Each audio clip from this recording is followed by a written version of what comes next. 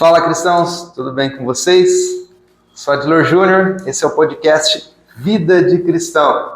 E hoje nós temos um convidado mais do que especial, abençoado. Já trouxe uma palavra abençoadora ontem aqui na nossa igreja, aqui na Nova Aliança.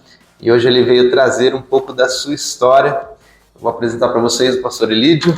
Pai Senhor, audiência, fico muito feliz pelo convite. Fico muito feliz também pela recepção, dizendo que eu amei a igreja, uma igreja abençoada, uma igreja cheia de Deus.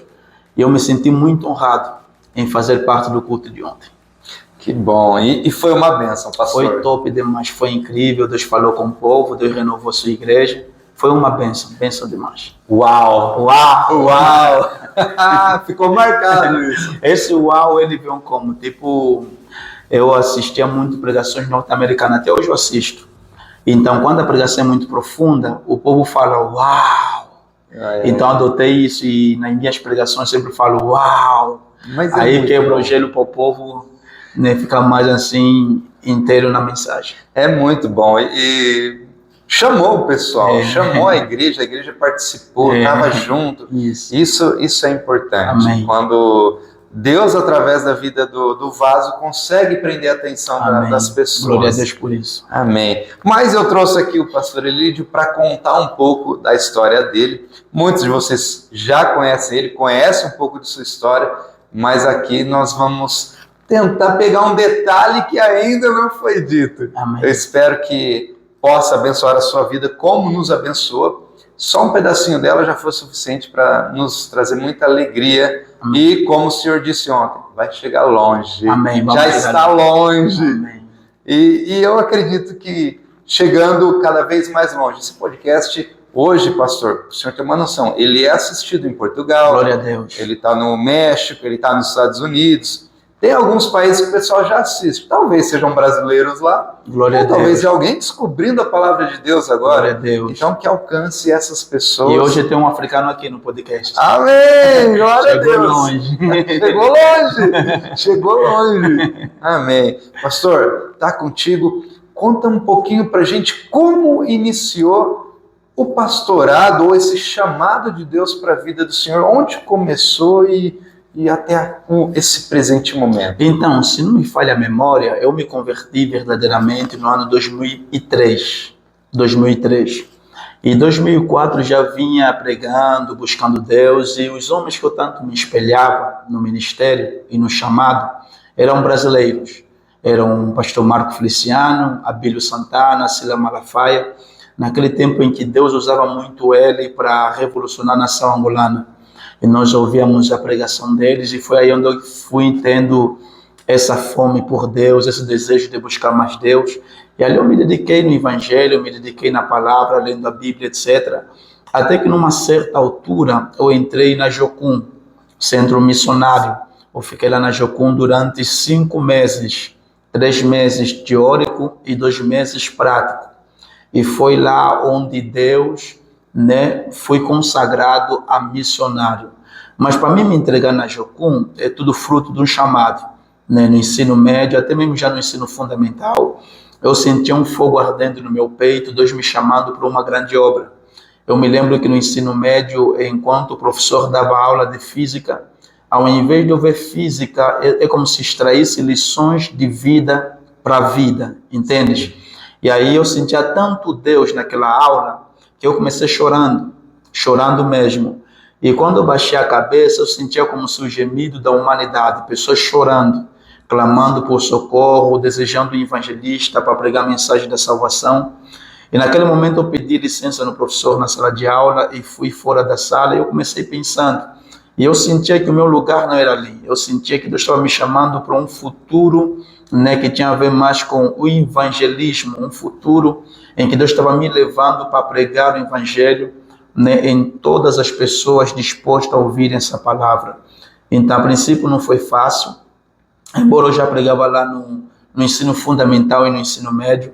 Eu me lembro que formamos lá um grupo de missionários, no ensino médio especialmente, e tinha grupos de manhã, de tarde, de noite, e a nossa missão era pregar. E era tanta graça que mesmo na escola pessoas caíam no chão pelo poder de Deus. Mesmo na escola, pessoas choravam, clamando a Deus, né, por um grande avivamento, por uma grande transformação. E ali Deus foi sacudindo a escola, foi trazendo um avivamento naquela escola, e muitos foram salvos lá.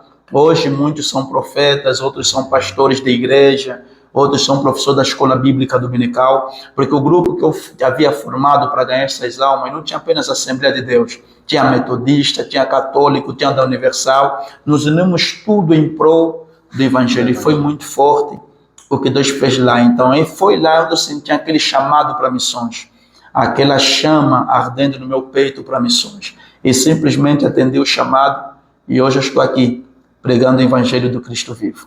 Amém. Que bênção. Glória a Deus. E com certeza os companheiros estão no mesmo caminho. Sim, né? estão no mesmo Porque caminho. um avivamento desse, como o senhor descreveu aí, tem que ter movido muita gente. Muitas pessoas foram impactadas. Eu me lembro que lá na Angola, a escola onde eu estudava, só numa sala tinha por volta de umas 100 pessoas, eu acho. 100, 80, porque as salas eram grandes. E tipo assim, aqui no Brasil, na faculdade especial onde eu estou fazendo, cada carteira só senta uma pessoa, onde eu estou. Mas lá em Angola não, cada carteira era 2 pessoas, entendeu? Sentando, então era muito lotado. Aí sala ali, Deus nos usou para pregar lá, pessoas eram tomadas por Deus, alguns se penduravam pela janela para ouvir a mensagem, outros lotavam a porta da sala para ouvir a palavra, e Deus foi sacudindo aquele lugar lá, né? Foi sacudindo, até que um dia eu decidi abrir mão de tudo para me entregar em missões. Foi quando? Foi no encerramento do ensino médio que eu reuni com todos que faziam parte do grupo. Eu disse para eles, olha, vocês a partir de agora decidem quem vocês querem ser.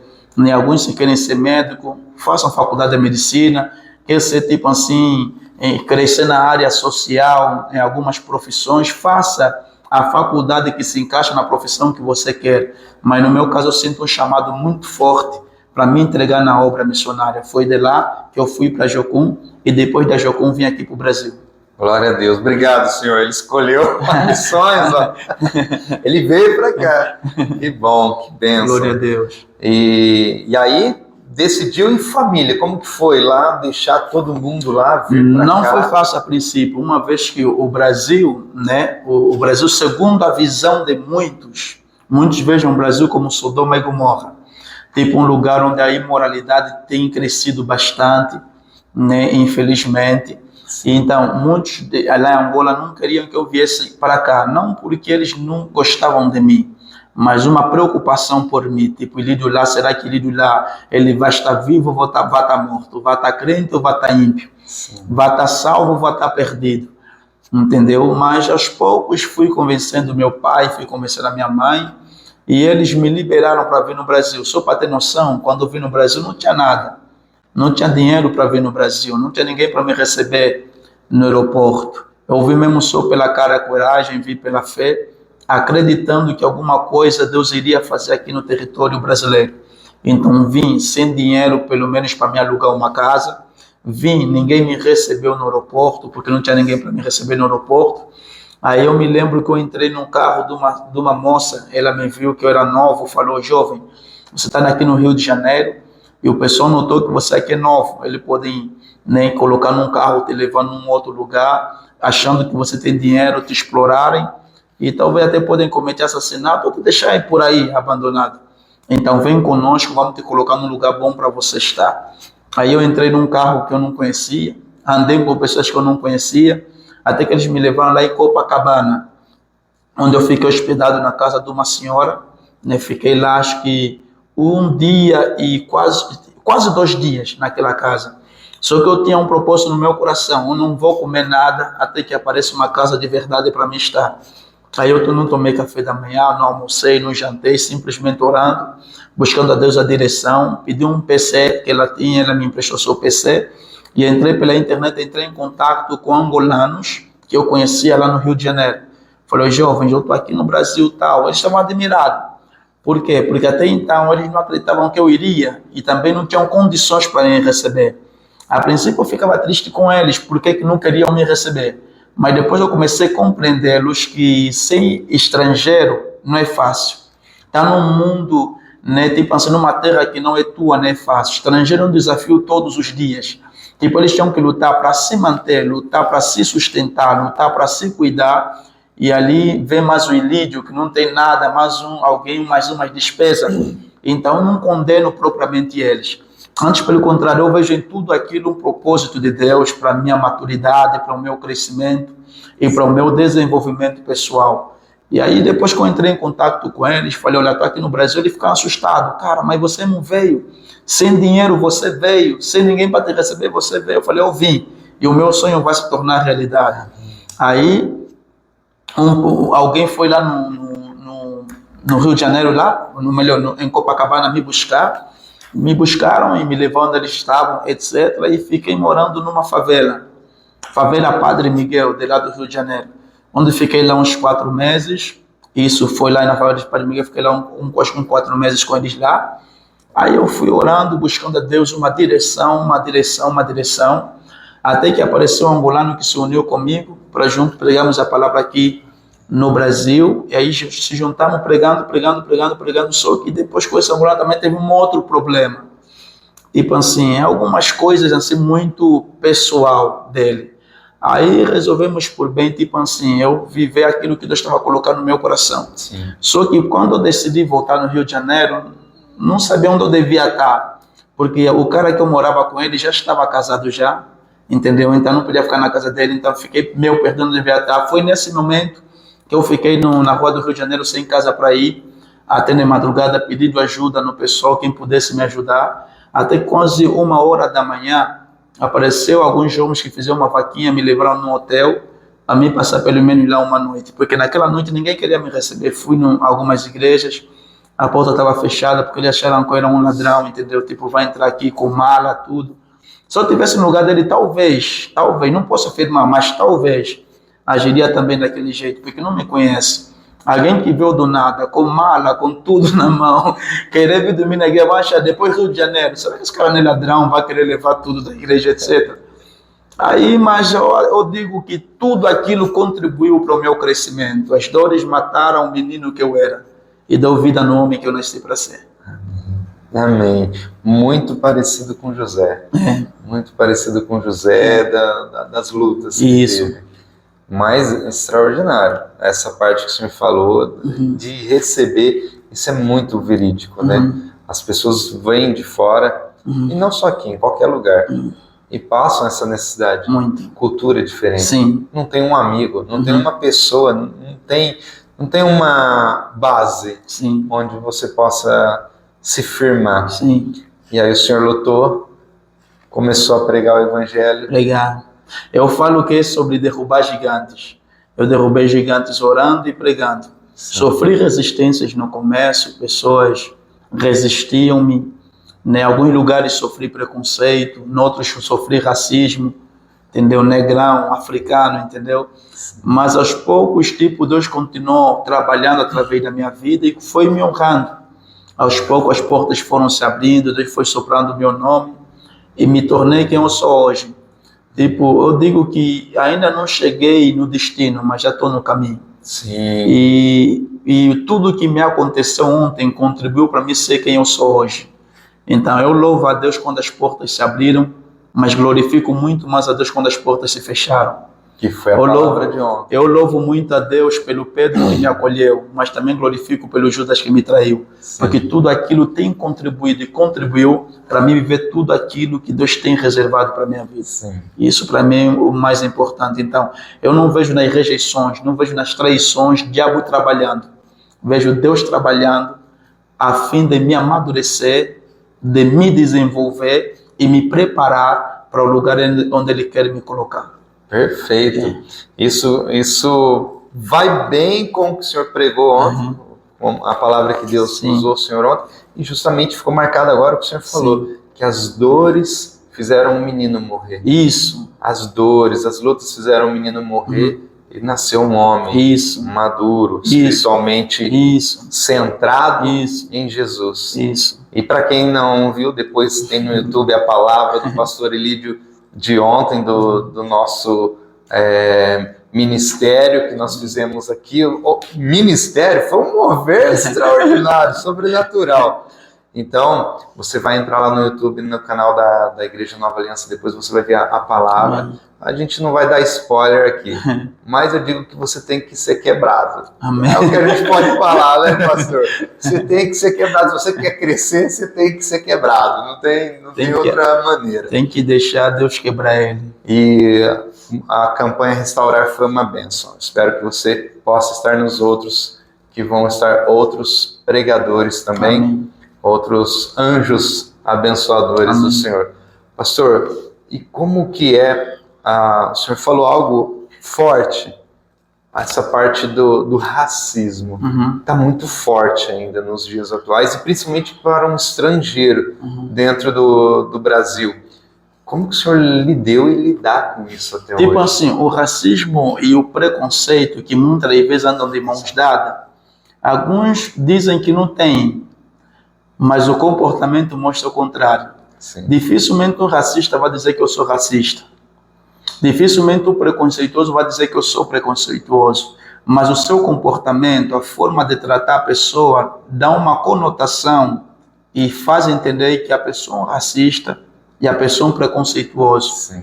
Entendeu? De tal forma, em alguns ambientes que eu já entrei, você sente aquele certo desprezo. Entendeu? Você sente aquela falta de consideração, tipo, algo que eles poderiam fazer facilmente com um branco de olhos azuis, conosco é totalmente diferente. Você nota que existe uma desigualdade na questão do tratamento, na questão de consideração a essa pessoa. Mas eu digo que não importa o que eles pensam, não importa os racismos que ele tem contra mim, não sou, e contra algumas pessoas também africanas ou negras, nesse país, mas no meu caso eu vejo sempre a vida em dois lados. Procuro ver sempre o lado bom da coisa. O lado bom da coisa é o que? Ainda que me fizerem coisas ruins, esse algo ruim vai contribuir para o meu bem, entendeu? Sim. Ainda que me fizer coisas males, os males vão contribuir para o meu bem. Então não importa quantos males me fazem, eu procuro sempre enxergar o bom do mal que me fizeram. E isso me ajuda a crescer e muito mesmo. Uma vez alguém já falou que o negro, para crescer ou para ser reconhecido ministerialmente ou mesmo em tudo que ele faz, tem que fazer o dobro que um branco faz, entendeu? Tipo assim, o branco faz algo, mas o negro tem que fazer muito mais ainda para ser reconhecido. E eu aconselharia ao pessoal que está lá nos ouvindo, você que tem esse preconceito com os negros, esse racismo, não vence isso, supera isso, porque no fundo, nós somos todos irmãos. Não, você vê o de Adão, também vi de Adão. Tipo assim, se eu perguntar quem é o teu pai, você vai dizer que meu pai é o fulano. E se eu perguntar quem é o pai do pai do pai do pai do teu pai, você vai chegar numa conclusão que você tem um pai que nunca teve pai. E se eu perguntar quem é a tua mãe, se eu falar minha mãe é a fulana, se eu falar quem é a mãe da mãe da mãe da mãe da tua mãe, você vai chegar numa conclusão que teve uma mãe que nunca teve mãe. Então todos nós viemos do ancestral comum. Todos nós viemos só de um pai chamado Adão e viemos só de uma só mãe chamada Eva. Sim. Entendeu? Então todos nós somos irmãos. Você pode ser branco, ser negro ou pardo, mas todos nós somos todos irmãos. O teu pai é meu e a minha mãe também é tua. Sim. É mais ou menos faz assim. todo sentido. Faz todo sentido. Mas é verdade. De onde que viemos? Adão e Eva. Adão e Eva. Todos nós viemos de Adão e Eva. Todo mundo. Perfeito. E um raciocínio bem legal, bem claro. Pastor, conta pra gente, nessa trajetória, experiência que o senhor teve e tem até hoje no caminhar, o que mais marcou o senhor na trajetória com Cristo? Na trajetória com Cristo. O senhor fala, olha, essa vez aqui foi muito marcante. Tanto sendo algo bom, sendo algo ruim, mas algo que marcou. Por que a gente faz essa pergunta? Porque às vezes tem coisas que nos marcam e dependendo do cristão, da maturidade de um cristão, ele corre. Ele não permanece como cristão. Ele foge, ele abandona. E dependendo se acontecem as coisas boas, ele permanece. Tanto que tem muitos ministérios hoje que as pessoas falam, o ministério da prosperidade. Ou o ministério da sofrência. Então, o que é que marcou o senhor, que o senhor permaneceu? Não, olha... Tipo uma experiência de vida que me marcou, Exato. Mas apesar dessa experiência eu permaneci minha fé em Cristo. Quando eu cheguei no Brasil, eu era muito inocente.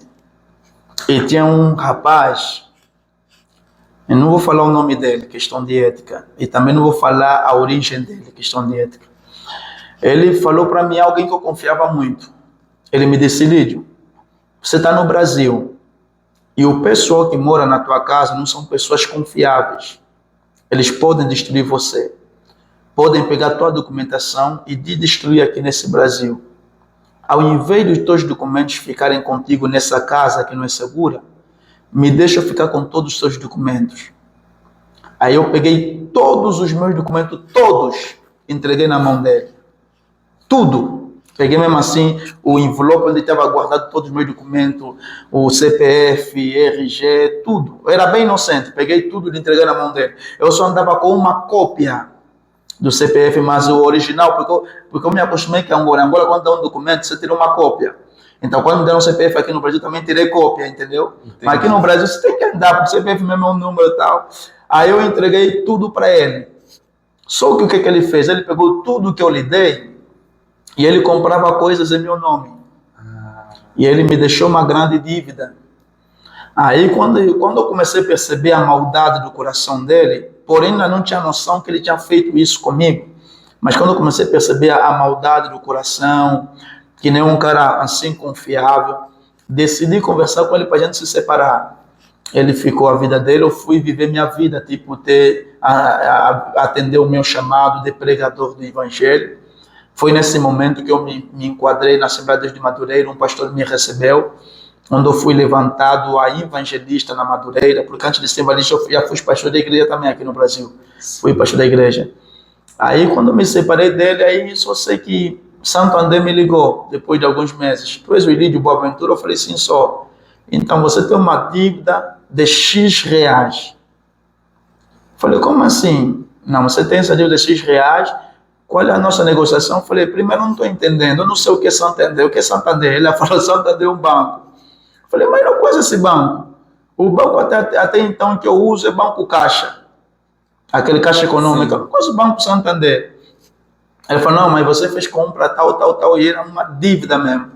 E quando eu fui buscar o extrato, com aquele dinheiro ele comprou TV, comprou telefone, instalou a internet, comprou um monte de coisa, tudo em meu nome. E deixou meu nome sujo. De tal forma, como eu não tinha condições para pagar essa dívida, e eu não tinha como provar que foi ele que usou, porque ele comprou tudo pela internet. Como é que eu vou comprovar se ele comprou pela internet? O que é que eu vou explicar se ele tem todos os meus documentos? Sabe o nome da minha mãe, do meu pai, entre outros? Estava lá tudo no documento. Aí a única solução que eu fiz é o que é, né? Tudo que eu tinha até então, comecei a comprar tudo à vista. O meu primeiro carro, como não podia parcelar porque o meu nome estava sujo, era à vista. Entendeu? Alugar a casa, não podia alugar a casa pela mobiliária, tem que ser pelo dono, diretamente com o dono da casa. Minha mobília tem que ser tudo à vista, tudo que eu comprava à vista porque o meu nome estava sujo. Mas graças a Deus, esse ano já consegui superar, paguei toda a dívida. Oh, glória. Agora estou livre para fazer dívida.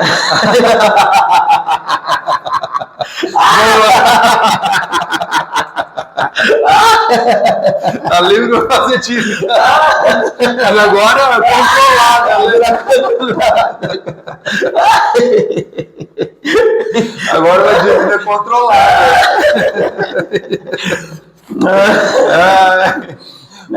Para você que está em casa e prestou atenção nisso, você já passou com alguma coisa disso, que eu já sei, eu já passei por isso também, o pastor Elidio passou.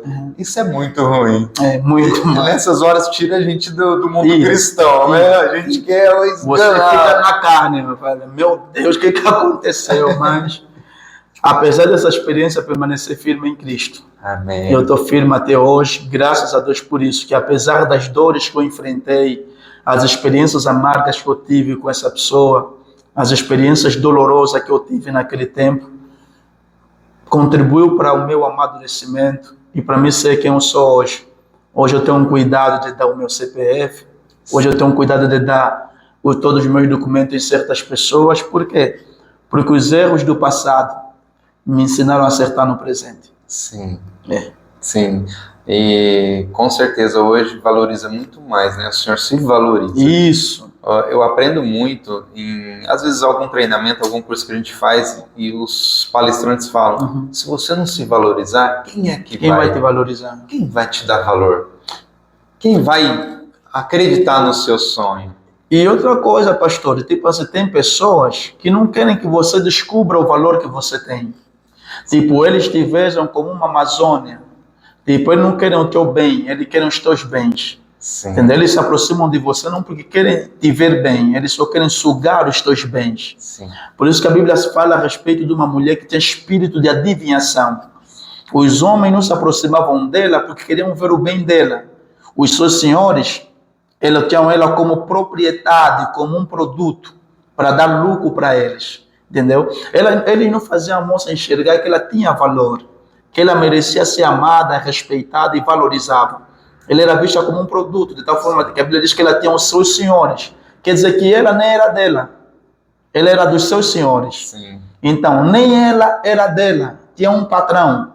Na verdade, tinha vários patrões. Patrões físicos, que eram os senhores, e patrões espirituais, que era o demônio que possuía o corpo daquela mulher. Então, simplesmente usavam o talento dela, ou o espírito que ela tinha no seu corpo, para eles ficarem cada vez mais ricos.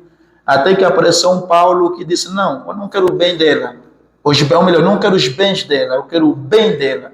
Aí Paulo, em vez de usá-la para ter recursos, Paulo expulsou os demônios que estavam no corpo daquela mulher. Então tem pessoas que enquanto você não sabe o valor que você tem para eles, está bom. Porque se você não saber quem você é, o valor que você tem, o potencial que vocês carregam, eles vão usar do potencial que você tem, do talento que você tem, para eles enriquecerem cada vez mais nas tuas custas. Mas no momento que você abre os olhos e descobre quem você é e o que você pode fazer, você percebe que não nasceu para ser escravo.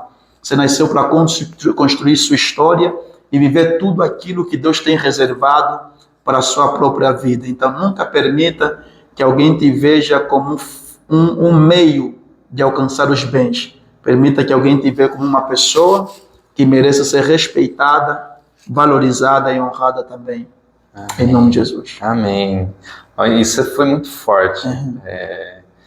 Se valorizar é algo que as pessoas hoje em dia fazem pouco. Isso. E quando fazem de forma errada, né? Tem gente que se valoriza tanto que se acha maior do que os outros. Sim. Mas esse valor que o pastor está falando é algo espiritual. Sim. É aquele valor que Jesus nos dá, aquele Sim. valor que Deus tem nos dado. E aí, claro, para ser mais exato, é o sangue do Cordeiro. Esse foi o preço, esse foi o valor dado. Isso. Foi muito valorizado. A minha vida, a vida do Senhor é muito valorizada porque Deus nos comprou com algo que não tem preço. Não tem preço. Não tem valor, é um valor inestimável. Nem o diabo conseguiu valorizar o sangue de Jesus. Não conseguiu ver o tamanho do valor daquele sangue. E aí Deus vem e dá esse sangue em nosso favor. E hoje nem nós conseguimos mensurar os valores que esse sangue tem na nossa vida. Mas obrigado, Senhor, por ter nos valorizado. Por nós e nos valorizado. Isso é profundo, tipo, é como se a nossa vida custasse o sangue de Jesus. Sim. Entendeu? Não tem ouro nem prata que compra isso. A vida humana ela deve ser valorizada.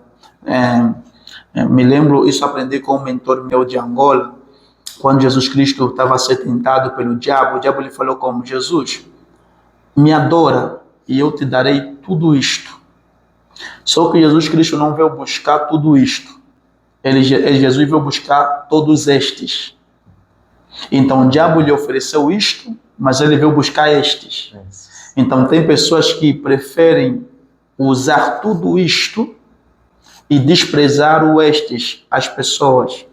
E também tem um outro ditado que diz que as pessoas, uns usam pessoas para ganhar coisas e os outros usam coisas para salvar pessoas. Então, as pessoas estão acima de coisas. A pessoa está acima do istos que o diabo nos oferece. As pessoas devem ser valorizadas. E você nunca pode esperar que alguém te valorize para você se valorizar. Me valorizando ou não, isso tem um valor. Sim. E o meu valor custou o sangue de Jesus na cruz do Calvário. Isso é o mais importante para mim. E é muito forte, né? Se o Pai acreditou em você, quem é você ou eu para desacreditar de nós mesmos? Para desacreditar, não pode não. Se Ele acredita em nós, que nós somos capazes e nos dá as oportunidades, por que a gente vai dizer não? Sim.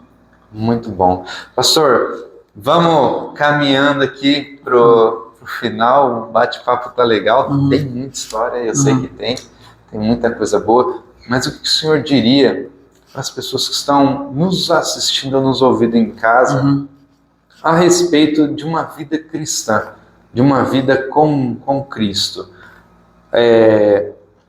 Claro, a Bíblia é um manual perfeito, mas a Bíblia não consegue relatar o que o senhor está vivendo agora, ela consegue dar a direção. Olha, se você estiver passando por isso, mas cada um tem a sua particularidade, Sim. O seu problema pessoal, a sua vitória pessoal. O que o senhor diria para a pessoa que está em casa, um conselho, uma direção a respeito da vida, das coisas que vão acontecer, que já aconteceram, que no mundo que a gente vive hoje, a gente sabe que tem muitas coisas atrativas, muitas coisas que atraem a nossa atenção, chamam a nossa atenção e despertam desejos, vontades em nós de, às vezes, ter coisas, às vezes de andar por um caminho que não é o correto.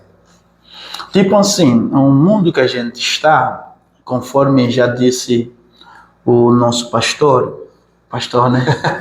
Pode ser, amém. Glória a Deus. Conforme já disse o nosso pastor, o mundo atual é um mundo cheio de distrações. Temos muitas distrações. E se você não for uma pessoa focada nos teus objetivos, focada naquilo que Deus tem para a sua vida, facilmente você se perde. Porque o que nos dá a capacidade de não se distrairmos com certas distrações é o foco. E para você ter esse foco, você tem que saber onde você quer chegar. O que você quer viver em Deus, onde você quer alcançar, né, enquanto estiver aqui na Terra. Então, é esse foco que vai te dar essa capacidade de você resistir às distrações da vida e viver todo o potencial e tudo aquilo que Deus reservou para você. Não é que tudo vai ser fácil, tem coisas que vão ser muito difíceis, né? Tem pessoas que dizem, não, vai que tudo vai dar certo. Nem tudo vai dar certo. Nem todas as portas vão se abrir, nem todo mundo vai te elogiar, nem todas as pessoas vão te aplaudir, mas você tem que colocar na sua mente que as dificuldades da vida te tornam uma pessoa mais forte. Então você não pode fugir das dificuldades. A Bíblia diz que apareceu Golias para enfrentar o povo de Deus, mas Saul fugia. Os irmãos de Davi fugiam, mas Davi enfrentou Golias. E o Davi que enfrentou Golias, ao invés de Golias matar Davi, Deus usou Golias para engrandecer Davi. Então ali você percebe que o milagre que o Davi precisava estava no Golias que muitos fugiam. Então a grandeza que Davi devia ter estava escondido no Golias que muitos fugiram. Então o tipo de Golias que você enfrenta define o tipo de palácio que você vai governar. Então coloque isso na sua mentalidade. Em vez de você fugir o Golias, em vez de você fugir os desafios da vida, tenha coragem para enfrentá-los, porque nenhuma dor dura para sempre. As dificuldades vão te amadurecer, as traições vão te amadurecer, as coisas ruins dessa vida vão te amadurecer, mas, por favor, ainda que for muito doloroso a experiência, não desista. Não desista do teu foco, não desista do teu chamado, não desista daquilo que Deus colocou no seu coração, porque tarde ou cedo você vai chegar lá. E quem te vendeu como sonhador no passado vai ter que te aceitar como governador no futuro. O mesmo aconteceu com Jó. Jó foi vendido, mas o mesmo que venderam, ou melhor, José foi vendido, mas os mesmos que venderam José foram obrigados a aceitar José. Então, as mesmas pessoas que te venderam como sonhador no presente, no futuro vão te aceitar como governador, porque tudo vai contribuir para você ver tudo aquilo que Deus colocou na sua vida. E para mim terminar, a Bíblia diz que os discípulos estavam no barco Enquanto os discípulos estavam no barco, se levantou uma grande tempestade. E quando se levantou uma grande tempestade, eles viram Jesus Cristo que via no meio da tempestade. E o que me chama a atenção é que Jesus Cristo não estava no barco onde eles estavam. Jesus Cristo estava no meio da tempestade que eles fugiam. Os irmãos entenderam? Porque nem sempre o nosso Deus nós vamos lhe encontrar no barco que nós se escondemos. Às vezes Deus vai estar na tempestade que a gente foge. Aí vem uma grande pergunta. Quando Deus estiver na tempestade, o que é que você vai fazer? Você vai permanecer no barco do teu esconderijo ou você vai ter a coragem de andar com Deus no meio da tempestade? E o conselho que eu te dou é o seguinte: no caminho que te leva ao destino que Deus reservou para você, vai ter sempre tempestades ao longo da vida. Tempestades inesperadas, tempestades que você nunca programou, nunca viu na sua mente, mas vai acontecer tempestade. Porém, se Cristo estiver nessa tempestade, não tenha coragem de abrir mão do barco do teu esconderijo e andar com Cristo no meio dessa tempestade. Por quê? Porque é mais seguro andar com Deus no meio de uma tempestade do que estar num barco que Deus não está presente. Deus abençoe. Muito bom. Yes. Muito bom. Yes. Yes. Uau. Oh my God. Uau. Uau. Palavra Uau. poderosa. Amém. Amém. Senhor, obrigado. Deus pelo abençoe, convite, amigo. viu? Obrigado mesmo de verdade. Amém.